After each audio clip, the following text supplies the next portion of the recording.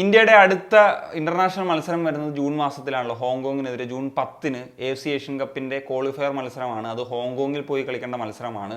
തുടക്കം നല്ലതല്ലായിരുന്നു. ബംഗ്ലാദേശിനെതിരെ ഹോമിൽ ഒരു വിജയം സ്വന്തമാക്കാൻ സാധിച്ചിട്ടില്ല. ഡ്രോയാണ് കിട്ടിയത്. ഇനി ഹോങ്കോങ്ങിനെതിരെ ഒരു വിജയം എന്ന് പറയുന്നത് അത്ര അനിവാര്യമായിട്ടുള്ള സാഹചര്യമാണുള്ളത്. കാരണം അറിയാലോ, ഗ്രൂപ്പ് ചാമ്പ്യൻസിന് മാത്രമാണ് അടുത്ത റൗണ്ടിലേക്ക് കടക്കാൻ കഴിയുക. ഇനി എല്ലാ മത്സരങ്ങളും വിജയിക്കുക അല്ലെങ്കിൽ ഒരു ഫൈനൽ പോലെ കളിക്കുക എന്ന് പറയുന്ന ഒരു രീതിയിൽ തന്നെ ഇന്ത്യക്കൊരു അപ്രോച്ച് വരണം. അപ്പോൾ ഈ സാഹചര്യത്തിലാണ് ഒരു കാര്യം പുറത്തേക്ക് വരുന്നത്. ഇന്ത്യ ആ ഒരു 10-ാം തീയതി നടക്കുന്ന മത്സരത്തിന് മുമ്പ് ജൂൺ 4-ാം തീയതി തായ്ലൻഡിനെതിരെ ഒരു ഫ്രണ്ട്ലി കളിക്കാനായിട്ട് പോകുന്നു എന്നുള്ളത് അതൊരു നല്ല മൂവാണ്. കാരണം ഹോങ്കോങ്ങിനെതിരെ കളിക്കാൻ പോകുന്നു, അത് ഒരു എവേ ഫിക്ചർ കളിക്കാൻ പോകുന്നു, അതേ സാഹചര്യം ഒക്കെ എന്ന് പറയാൻ പറ്റുന്ന തായ്ലൻഡിൽ പോയി.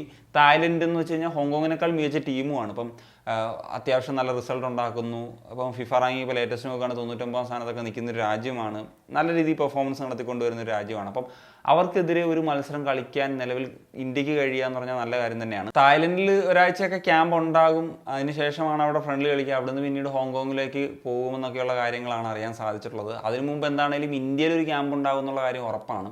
പറഞ്ഞാൽ ജൂൺ 4-ന് ആണല്ലോ തായ്ലൻഡിനെതിരെ മത്സരം കളിക്കുന്നത്. അപ്പം ഓൾമോസ്റ്റ് ജൂൺ ആദ്യത്തെ ആഴ്ചയോ അല്ലെങ്കിൽ പിന്നെ മെയ്യിലെ അവസാനത്തെ ആഴ്ചയോ ഒക്കെ ആയിട്ട് തായ്ലൻഡിൽ എത്താനുള്ള സാധ്യതയുണ്ട്. അതിനു മുമ്പ് ഇന്ത്യയിൽ ഒരു ക്യാമ്പ് ഉണ്ടാകും എന്നുള്ളതാണ് അറിയാൻ പറ്റിയിട്ടുള്ളത്. അത് തീർച്ചയായിട്ടും ഉണ്ടാകും. കാരണം മനോല മാർക്കസ് വന്നതിന് ശേഷം ഒരു വലിയ ക്യാമ്പ്, അതായത് 3 ആഴ്ചയോ അതിന് മുകളിലോ ഉള്ള ഒരു ക്യാമ്പ് ഇതേവരെ കിട്ടിയിട്ടില്ല. അതൊരു അനിവാര്യമാണ്. കാരണം ഇപ്പം ISLയിലൊക്കെ പെർഫോമൻസ് വെച്ചിട്ട് അല്ലെങ്കിൽ ഐ ലീഗിലെ പെർഫോമൻസ് വെച്ചിട്ട് ഒരു 40 പ്ലെയേഴ്സിനെയൊക്കെ വെച്ചിട്ടുള്ളൊരു ക്യാമ്പ് ഉണ്ടാകുക. അവിടെ നിന്ന് ഏതൊക്കെ പ്ലെയറെ എടുത്ത് കളയണം, ഏതൊക്കെ പ്ലെയറെ എടുത്ത് അകത്തിടണം, ഏതൊക്കെ പ്ലെയറാണ് നാഷണൽ ടീമിന് ആവശ്യമെന്നുള്ളതൊക്കെ കോച്ചിന് അറിയണമെങ്കിൽ ഒരു വലിയ സമയം വേണം. ഇതിപ്പോൾ ISLൻ്റെ ഇടയിലൊക്കെയാണ് നടന്നതുകൊണ്ട് തന്നെ അത് ഒരു ബുദ്ധിമുട്ടായിരുന്നു. മാത്രമല്ല ഇനിയിപ്പോൾ സൂപ്പർ കപ്പ് കൂടി കഴിയുന്നതോടുകൂടി മനോലയുടെ ഒരു ഉത്തരവാദിത്തം കംപ്ലീറ്റ് നാഷണൽ ടീമിലേക്ക് വേണ്ടിയിട്ട് ഇൻവെസ്റ്റ് ചെയ്യാൻ പറ്റും. അദ്ദേഹത്തിന് ഫോക്കസ് മൊത്തം അങ്ങോട്ട് തന്നെ ഇൻവെസ്റ്റ് ചെയ്യാനായിട്ട് പറ്റും.